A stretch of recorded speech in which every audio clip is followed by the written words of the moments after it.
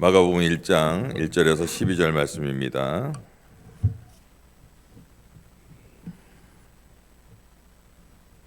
마가복음 1장 1절에서 12절 제가 봉독해 올립니다. 하나님의 아들 예수 그리스도의 복음의 시작이라. 선지자 이사야 글에 보라 내가 내 사자를 네 앞에 보내노니 그가 내 길을 준비하리라. 광야에 외치는 자의 소리가 있어 이르되 너희는 주의 길을 준비하라. 그의 오실 길을 곧게 하라. 기록된 것 같이 세례 요한이 광야에 이르러 죄 사함을 받게 하는 회개의 세례를 전파하니 온 유대 지방과 예루살렘 사람이 다 나아가 자기 죄를 자복하고 요단강에서 그에게 세례를 받더라. 요한은 낙타털을 입고 허리에 가죽띠를 띠고 메뚜기와 석청을 먹더라. 그가 전파하여 이르되 나보다 능력 많으신 이가 내 뒤에 오시나니 나는 굽혀 그의 신발끈 풀기도 감당하지 못하겠노라.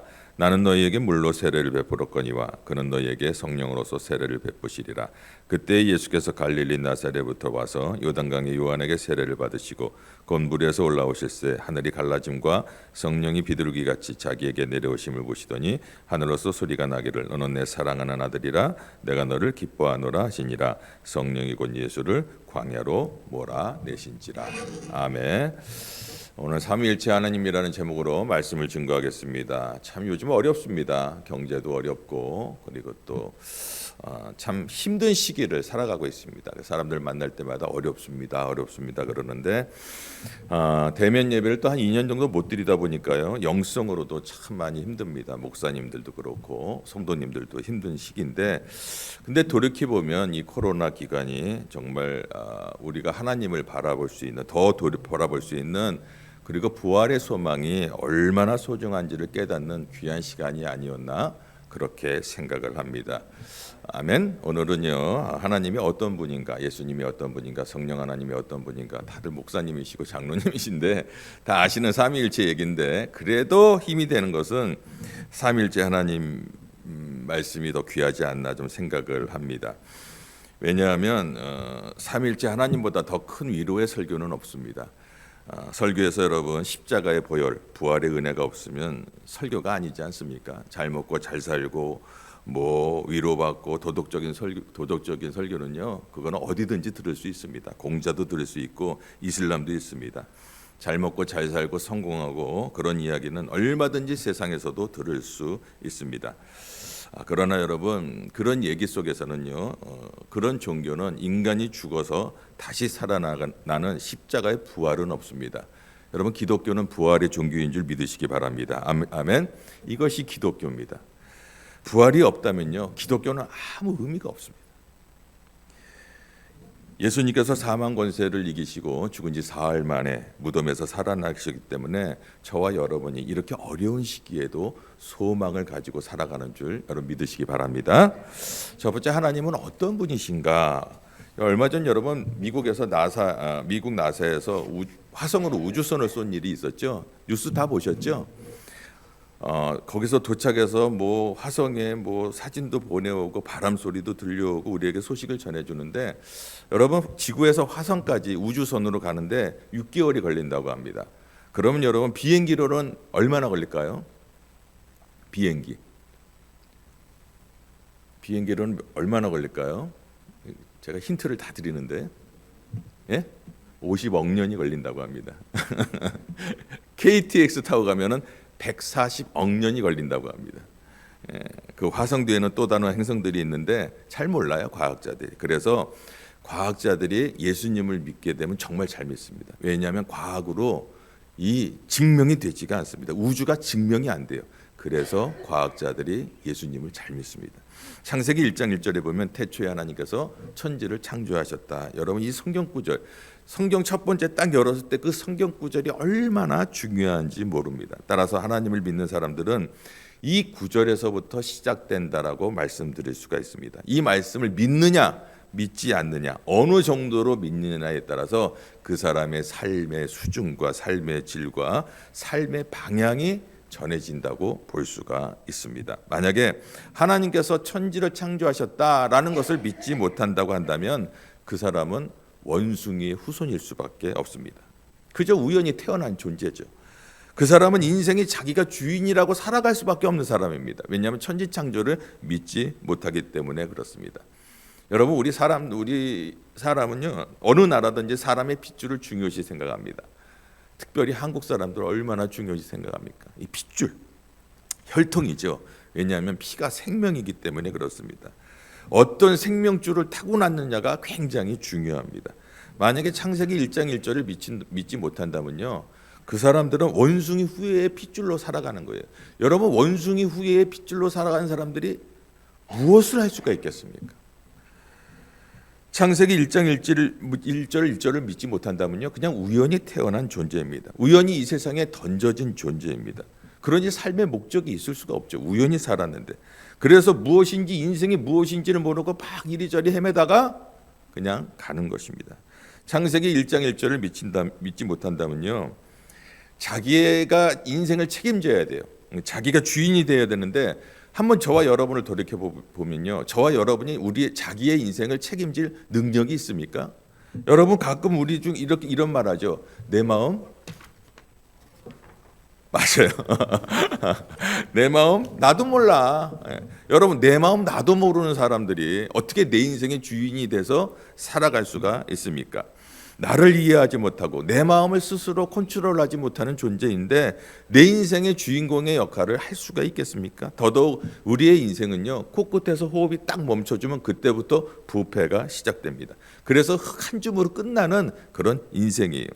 그런 인생들이 창세기 1장 1절을 믿지 못한다면 우리는 망망대해에 버려진 1억 편지와 같은 그런 인생입니다. 어디로 가야 될지, 어디로 나아가야 될지, 무엇을 해야 될지 모르는, 목표와 방향도 잃어버린 채 파도가 부는 대로, 파도가 치는 대로, 바람이 부는 대로 이리저리 왔다 갔다 하다가 그냥 멸망의 길로 가는 인생일 수밖에 없는 것입니다. 여러분, 창세기 1장 1절을 우리가 믿는다면은, 여러분, 하나님께서 이 세상을 창조하셨고 나를 창조하셨기 때문에 나에 대한 목적이 있을 게 아닙니까? 1장 1절을 믿기 시작하면 내 인생에 목적이 생기기 시작합니다. 내 인생이 바로 의미를 가지게 되는 거예요. 그분이 나를 창조하셨다면요, 내가 가야 할 것이 어디입니까? 창조하신 하나님께 가야 하는 것입니다. 그래서 오늘 말씀, 하나님의 아들 예수 그리스도의 복음의 시작이다. 굿 뉴스가 바로 이 뉴스인 것입니다. 오늘 이 말씀이 믿어진다면 저와 여러분의 인생이 아무리 망가지고 아무리 회파되고 아무리 부서져도 아무리 회생 불가될지라도 나를 만드신 분이 나를 고칠 수가 있지 않겠습니까? 할렐루야. 그래서 창세기 1장 1절, 마가복음 1장 1절을 믿으면 여러분 소망이 생기게 되는 것입니다. 우리 하나님은 말씀하시기를 나는 스스로 있는 자다라고 말씀하십니다. 하나님은 우주 만물을 짓기 전에 스스로 있는 분이시에요. 그래서 시간과 공간을 초월해서 있으신 분입니다. 저는 시간과 공간을 초월할 수가 없습니다. 저는 여기에서 갑자기 한국으로 갈 수가 없죠. 왜냐하면 공간에 묶여있기 때문에 그렇습니다. 저는 시간을 초월할 수가 없습니다. 그래서 저도 점점 늙어가요. 죄송합니다. 우리 어르신들도 있는데, 그래서 거울을 보면요, 저 거울 보기가 요즘 싫어요. 옛날에는 참 멋있고 잘생기고 뭐 얼굴에서 빛도 났는데 지금 왜 그렇게 주름만 늘어나는지 시간을 저는 여러분 초월할 수가 없습니다. 그러나 하나님께서는요, 시간과 공간을 만드신 분이기 때문에 시간과 공간을 초월해서 어디든지 무소부지하시고 어디든지 함께 하시는 그런 하나님인 줄 믿으시기 바랍니다. 그렇게 전능하신 하나님께서 나같이 미약한 존재, 진짜 우주에 먼지도 안 보일 거는 그런 존재를 찾아오셔서 나에게 이름을 불러주시고 내가 너를 사랑한다, 내가 너를 하나님의 자녀로 택하여 삼아주셨다라는 그 은혜가 얼마나 고마운 은혜입니까? 이것이 기적 중에 기적인 줄 믿으시기 바랍니다. 아멘. 에베소서 1장 4절 5절에 보면요, 창세전에 우리를 갑자기 구원한 것이 아니라 창세전에 이미 구원을 예비하셨다라고 성경은 말하고 있습니다. 저와 여러분이 우연히 목사가 되고 우연히 사모가 되고 우연히 장로가 된 게 아닙니다. 하나님께서 다 예정하시고 인도해 주신 것입니다. 천지 만물이 생기기 전에 하나님께서 저와 여러분을 택하셨고 하나님께서 지금도 인도해 주신 것입니다. 어머니 아버지가 우연히 만나서 저희를 낳은 것이 아니라 그것도 하나님의 계획 가운데 다 있었다라는 것입니다. 그래서 저와 여러분은 우연한 존재가 아니에요. 저와 여러분은 하나님께서 굉장히 특별하게 생각하시는 특별한 존재인 줄 믿으시기 바랍니다. 아멘. 얼마나 중요한 존재였으면 창세전에 계획을 했겠습니까? 그러니 여러분, 하나님께서 나를 얼마나 사랑하는지, 우리를 얼마나 사랑한지를 우리가 알아야 됩니다. 하나님께서 1장에 보면은 온 우주 만물을 만드셨다고 했습니다. 달이 있으라, 별이 있으라, 뭐 여러 가지를 다 만드셨죠. 짐승들도 뭐 바다도 다 만드셨습니다. 인간은 마지막에 창조하셔서 왜 그럴까요? 다 우리의 필요한 것들을 예비하시고 사람을 창조하셨습니다. 그리고 그 예비하신 하나님께서는요, 우리의 사후의 세계도 예비하신 줄 믿으시기 바랍니다. 아멘. 고린도전서 2장 9절에 보면 하나님께서 사랑한 자를 위해서 예비한 것을 눈으로 보지 못하고 귀로 듣지도 못하고 마음으로 생각지 못하였다. 참, 이게 하나님께서 예비하신 걸 우리가 알아야 됩니다. 하나님께서 깜짝 놀랄 만한 일들을 우리에게 준비해 주셨습니다. 이스라엘 백성들이 여러분 홍해를 건넜잖아요. 그리고 나서 얼마나 기뻤습니까? 그리고 또 가는데 수르 강야에 갔는데 목이 말라잖아요. 목이 말라고 물이 없어요. 물이 있었어요? 물을 먹으니까 어떻습니까? 물이 있어요. 거기에서 원망하고 불평하는데 하나님께서는 뭘 준비하셨다고요? 거기에 있는 나뭇가지를 준비하셨다. 그래서 나뭇가지를 던지니 그들이 쓴물이 단물이 돼서 그들이 먹고 마시며 즐거워했다. 우리 하나님께서는 그 나뭇가지가 뭡니까? 바로 예수님이에요. 우리 인생의 쓴물에 예수님께서 오시면 쓴물이 단물로 변하는 줄 믿으시기 바랍니다. 아멘. 인생들이 참 간사합니다. 조금 어려우면 원망하고 불평하고 참 저도 그래요. 조금만 좋아하면 싱글벙글 그러는데 여러분 오늘 본문을 통해서 다 예비하신 것을 기억하시고 좀 우리가 감사함으로 견뎠으면 좋겠습니다. 저도 인생 56년 살았습니다. 그런데 세상이 만만치 않습니다. 이 일이 풀리면 저 일이 생기고 여기가 안 아프면은 여기가 아픈데 여기가 안 아프지만 여기가 아프고 뭐 이게 인생이라는 게 또 우리 장로님 같은 경우에는 이제 뭐 자녀가 다 컸으면 됐겠다 그랬더니 손주가 나고 또 손주가 됐다 그랬는데 증손주가 나고 막 이러다 보면은 고민이 끊이질 않아요. 문제가 끊이지 않습니다. 그러나 하나님께서는 이 모든 것들 우리의 후손들까지도 다 예비하신 줄 믿으시기 바랍니다. 아멘. 이스라엘 백성들이 무엇을 먹을까 무엇을 입을까 광야에서 고민하고 있을 때 하나님께서는요 만나와 메추라기를 다 준비해 주셨어요. 몇 년 하셨어요? 10년, 20년, 30년, 40년. 그들이 먹을 수 있을 만큼 그들이 가나안 땅에 들어갈 만큼 때까지 하나님께서 준비해 주십니다.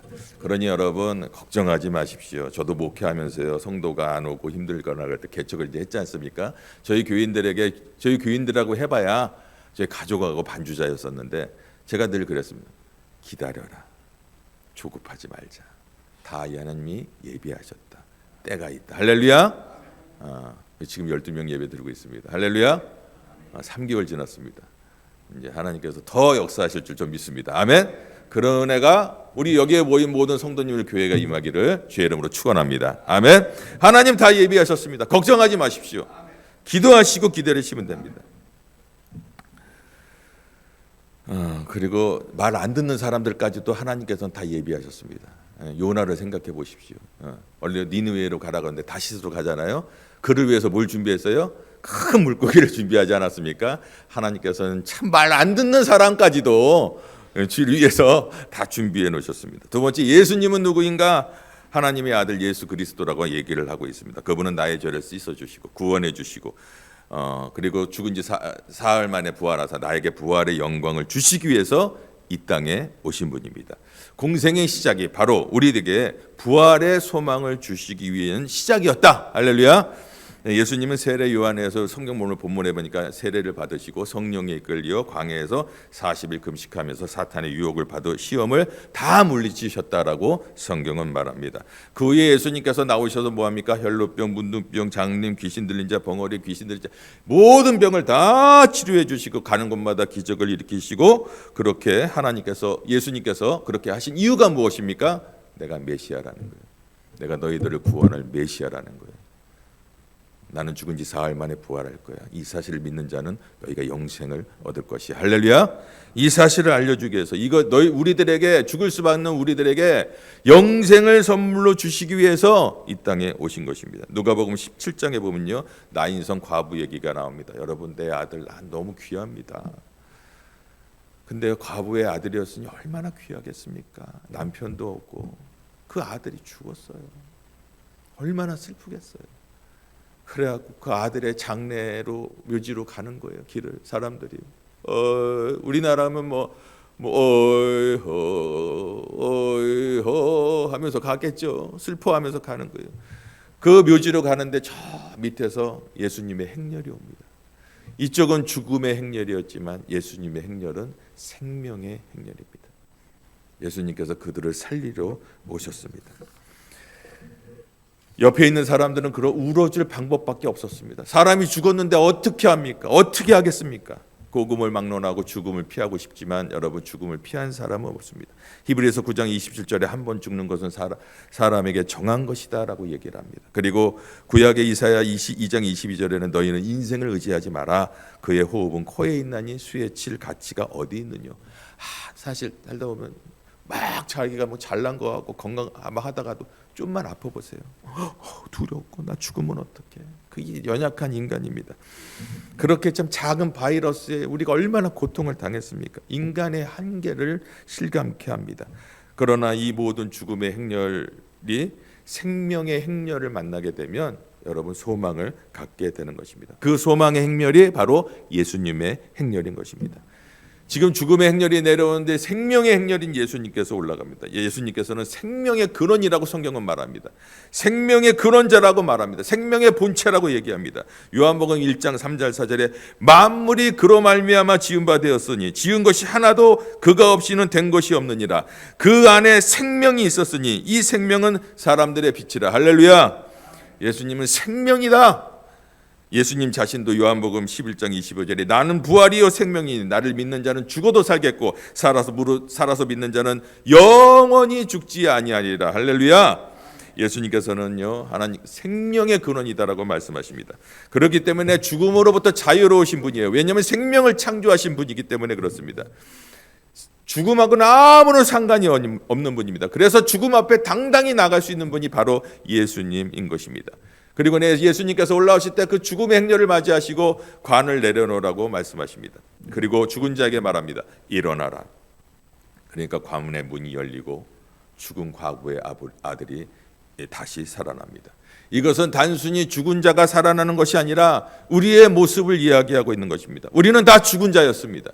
우리는 죄로 인해서 다 죽은 자였습니다. 살았으나 죽은 자였습니다. 지옥의 묘지에 묻혀야 될 그런 인간들이었습니다. 그러나 그런 죽음으로 가는 인간들을 위해서, 우리를 살리기 위해서 생명의 근원 되신 예수님께서 하늘 영광을 버리시고 이 땅에 오셔서 십자가에서 그 보혈을 흘림으로 말미암아 우리에게 영원한 생명을 주셨다는 것, 여러분, 그분이 예수님인 줄 믿으시기 바랍니다. 그분이 하나님의 아들이십니다. 이 생명을 주기 위해서 예수님이 오셨습니다. 제가 유튜브를 예전에 봤는데 끔찍한 이야기였습니다. 45세 알코올 중독자 된 아들이 부모를 살해한 이야기였습니다. 자꾸 이렇게 간섭하고 그런다고 어머니를 칼로 살해했습니다. 그때 어머니가 죽어가면서 아들에게 한 얘기가 있습니다. 아들아, 옷 바꿔 입고 가라. 왜요? 그 자기의 피가 아들의 옷에 묻었을 때 자기 아들이 살인자로 끌려갈 수 있으니까 죽어가면서도 이 엄마는 자기 아들을 살리기 위해서 얘야, 옷 바꿔 입고 가라. 비유가 맞을지 모르지만 예수님께서 우리는 죽어야 되는 인생입니다. 내가 다 죄인이었습니다. 내가 주인인 줄 알고 살았고 나는 지옥에 가야 될 인간이었습니다. 그런데 나를 살리기 위해서 예수님께서 이 땅에 오시고 십자가에서 피 흘려 돌아가시면서 아버지에게 얘기합니다. 이 아들은 죄가 없습니다. 이 아들의 죄를 내가 다 뒤집어 썼습니다. 이제 이 아들은 아무런 죄가 없습니다. 아버지. 얼마나 감사합니까? 그렇게 핏값으로 산 교회입니다. 교회는 누가 주인입니까? 주님이십니다. 하지만 실제로 주님이 주인 된 교회가 얼마나 있을지 저는 한번 돌아보게 됩니다. 주님이 주인이십니다 라고 돌아서면서 내가 주인인 사람이 너무나 많습니다. 장로님이 주인이시고 목사님이 주인이시고, 그래서 서로 싸우고 욕하고 기득권 때문에, 내가 정말 존경했던 목사님이신데 나중에 은퇴할 때 보면은 처분이 저 정도밖에 안 됐나, 저렇게 욕심 때문에 사망의 길로 가나. 주위 사람들도 모르고 같이 가는 거예요. 성령으로 시작해서 육체로 망하는 자들입니다. 교회가 크든지 작든지 거의 비슷한 일이 너무나 많습니다.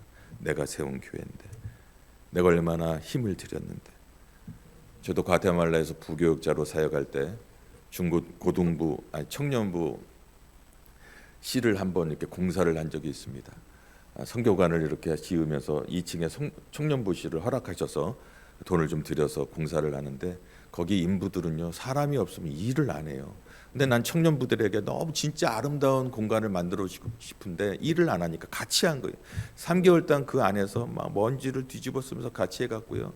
또 뭐 장로님 또 뭐 안수 집사님 권사님들한테 가서 다 얘기하면서 또 뭐 이렇게 또 기부도 많이 받아갖고 그래갖고 뭐 애들 막 테이블을 막 대리석으로 하고 뭐 카페트에다가 뭐 정말 아름답게 만들어놨습니다.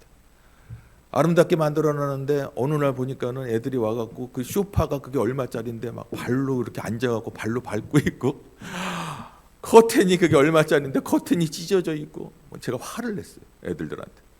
그러고 나서 기도하는데요. 그럼 하나님이 그런 마음이 주세요. 그게 네 거니? 야, 너 청년들을 위해서 만들어놨는데 애들이 와서 뛰어놀다가 좀 더러워지고 찢어질 수도 있지. 그게 네 거니? 내가 했다고 해 생각을 하니까요. 아까운 거예요. 곰곰이 생각해봤어요. 평생 목회를 하면서 교회를 세웠는데 이걸 남을 주려고 그러니 얼마나 아깝겠습니까? 그러니 내가 교회의 주인이 되고 그러니 내가 그냥 막 힘든 거죠. 근데 여러분 세례 요한을 보십시오. 자기 일을 다 한 다음에 겸손하게 물러가는 이사야 글에 메시아가 올 길을 평탄케 하는 자가 있나니 그런 세례 요한이라. 광야에서 메뚜기와 석청을 먹으면서 낙타로 된 옷을 입고 회개하라고 외쳤어요. 그를 따르는 제자들이 굉장히 많았습니다. 그러나 예수님이 오시자 얘들아 이제 나를 따르지 말아라. 자기의 기득권을 다 내려놓고 너희들이 따를 자는 바로 저 메시아 예수다. 얼마나 겸손합니까? 계시록 22장에 예수님 다시 오실 것입니다. 우리는 예수님 다시 올 때까지 세례 요한처럼 살아가야 합니다.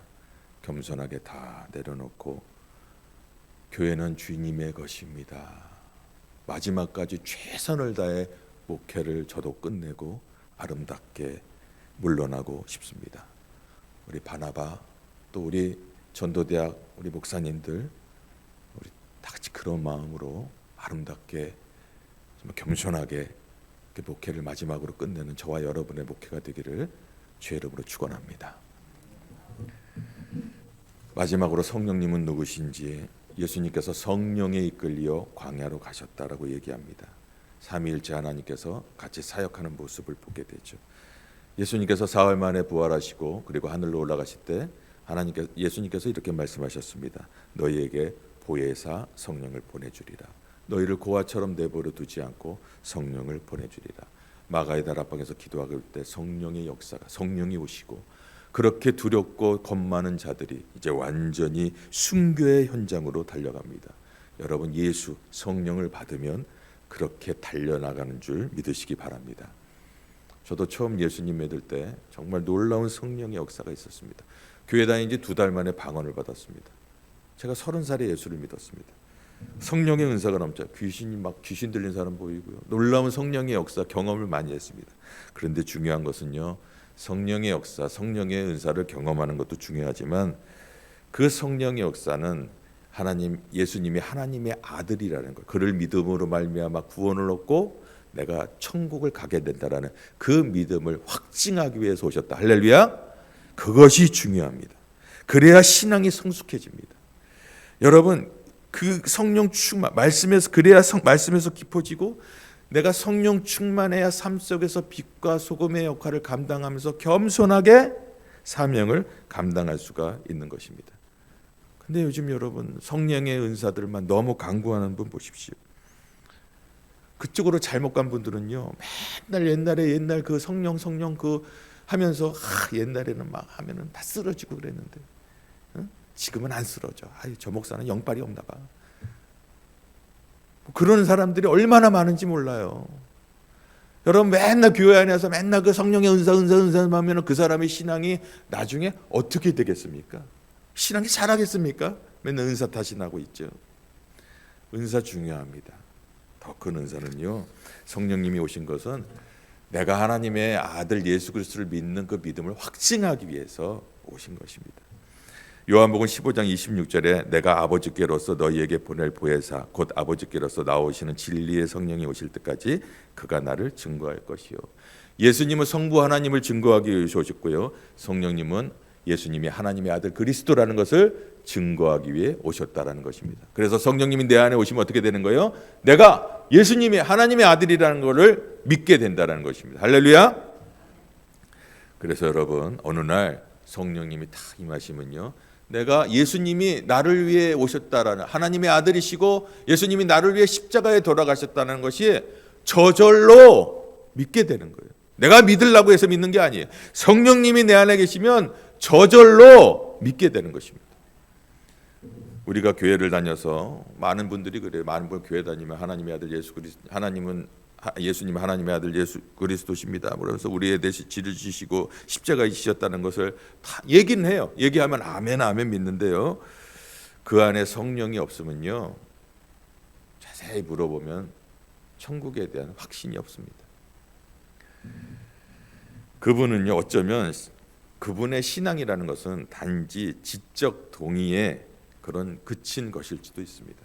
제가 전도사 시절, 예전에 전도사 시절에 유년부를 맡았는데 유년부에 권사님이 있었고 거기 안수 집사님이 남편이셨습니다. 유년부 애들을 데리고 한 500명 되는 교회라, 교회가 컸는데 데리고 나가서 야외에서 아이들과 함께 게임을 하고 놀이를 하고 있는데 그 부장 집사님의 남편 안수 집사님이 오셨어요. 그리고 이제 뭐 이렇게 보던 얘기를 좀 하게 됐는데 그 안수 집사님이 전도사님 어떻게 예수님 믿게 됐어요? 그래서 제가 예수님 만난 얘기를 쭉 했습니다.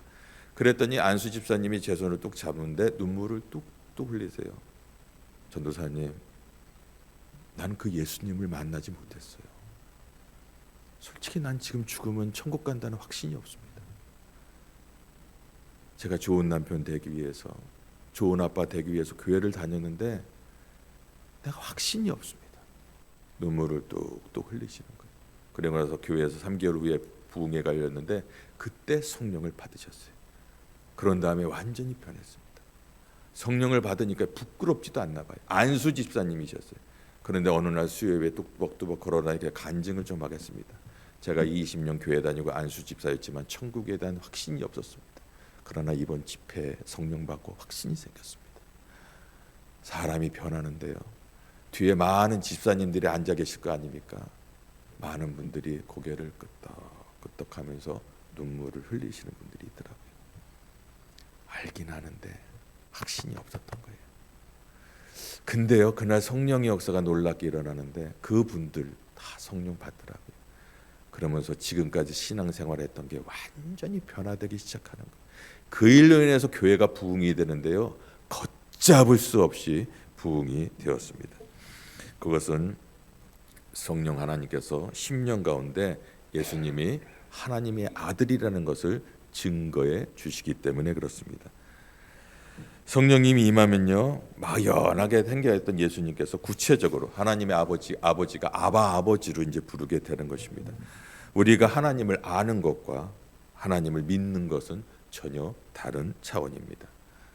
우리 목사님들, 장로님, 또 사모님 다 삼위일체 하나님 믿으시죠? 아멘 소리가 잘 안 들리는 거 아니에요? 다 믿으시죠? 아멘. 예. 정말 하나님께서 이 세상을 창조하시고 우리 예수님께서 죽은 지 사흘 만에 부활하셨다는 것을 믿으시고 우리 하나님께서 저와 여러분의 인생을 다 예비하셨다고 한다면 여러분이 이제 그 주님 믿고 정말 담대하게 나가시기 바랍니다. 가만히 보면요, 저분이 부활을 믿는 분인가? 정말 저분이 여기서 애쓰고 수고한 것만큼 하늘나라에서 상급을 받는다라는 걸 믿는 분인가? 가만히 보면 부활을 믿는 분이라고 하면 아멘 하면서도 보면은 정말 주님의 일에는 요만큼 하면서 막 세상 거에는 막 부여잡고 막 어떻게 할까 막 이러고 있는, 안쓰러워요. 정말 부활을 믿나? 정말 예수님을 믿나? 저도 마찬가지. 목사도 정말 믿어야 됩니다. 믿으면 달라지겠죠. 우리가 성령 충만함 받았다면 그 제자들 어떻게 했습니까? 나아가서 병든 자를 고치고 그리고 귀신도 쫓아내고 복음을 전했다. 제자를 세웠다. 여러분, 성령 충만하면 한 영혼이라도 더 구원하겠다는 생각으로 가득 찬 것이 바로 성령 충만인 것입니다. 지금 수많은 영혼들이 죽어가고 있습니다. 육체만 죽어가는 것이 아니라 저들의 영혼이 죽어가고 있습니다. 주님, 한 영혼이라도 더 구원하게 하옵소서. 한 영혼이라도. 그것이 성령 충만한 자의 삶인 것입니다. 오늘 저와 여러분의 삶 가운데 성령 충만해서 정말 이래서 전도대학이 굉장히 귀합니다. 한 영혼을 귀하게 여기는 전도대학에 나가서 복음을 증거할 때 많은 영혼들이 주님께 돌아오는 그런 귀한 역사가 있기를 주의 이름으로 축원합니다. 우리 기도할 때요, 주님, 한 영혼의 목숨 거는 교회가 되게 하옵소서. 한 영혼을 소중하게 생각하는 목회가 되게 하옵소서. 주님, 날마다 한 영혼이 돌아와 날마다 천국 잔치가 열리는 교회들이 되게 하옵소서. 우리 주여 한번 3번 외치고 같이 한번 기도합니다. 토론토를 한 마리로 바라보면은 좀 무력이라는 단어를 쓰고 싶다고요. 그 말에 참 공감합니다. 너무 무력합니다. 토론토에 있다 보니 왜 이렇게 무력해지는지 모르겠습니다. 하나님, 다시 우리 토론토에 있는 모든 교회들이 이 무력감에서 일어나 삼위일체 하나님을 알고 담대히 전하는 저희들이 되게 하게 하옵소서. 교회가 작아서 무력감이 있고 또 때로는 아버지 하나님 힘들어서 무력할 때가 있습니다. 재정이 없어서 무력할 때가 있습니다. 주님, 도와주시옵소서. 주님, 이러한 무력감에서 벗어나도록 한번 기도해 주시고, 또 4월 27일, 28일 목사의 주관으로 성령과 부흥이라는 주제로 집회를 합니다. 여러분 많이 오셔서 은혜 받고 새롭게 되는 그런 은혜의 시간이 될 수 있도록 이 집회를 위해서, 또 도론교 교회를 위해서, 또 무력감에서 다시 한번 회복될 수 있도록 같이 한번 통성으로 기도합니다. 주여 한번 외치고 기도합니다. 우리 마지막으로 세상에 지금 전쟁이 너무 많습니다. 분쟁이 너무 많습니다. 그래서 너무 많은 사람들이 죽어가고 있습니다. 어린아이들도 죽고 노인들도 죽고 다 죽어갑니다. 주님, 이 전쟁이 속히 멈춰지게 하옵소서. 이 분쟁이 멈춰지게 하사 아버지 하나님, 그곳에 주님의 사랑으로, 아버지 하나 다툰 곳에 주님의 사랑으로 그들이 회복될 수 있도록 도와주시옵소서. 마지막으로 우리 세상 이제 우크라이나와 러시아, 또 수단 여러 곳에 있는 전쟁과 또 지진으로 인해서 고통받고 있는 튀르키예, 시리아를 위해서 같이 한번 기도하고 마치도록 하겠습니다. 주여 한번 외치고 기도합니다. 주님, 오늘 이렇게 모여서 같이 말씀 듣고 예배하고 기도하게 하시니 감사합니다. 우리의 기도가 하나도 땅에 떨어지지 않고 하나님 나라에 상달되어 하나하나 응답받게 하시고, 특별히 아버지 바라옵기는 어기 목사님들 지치지 않게 하시고, 바라옵기는 아버지 하나님 무력감에서 일어나게 하여 주시옵소서. 그래서 교회들마다 다시 한번 부흥의 역사가 있게 하여 주시옵소서. 감사드리고 예수님의 이름으로 축복하며 기도합니다. 아멘.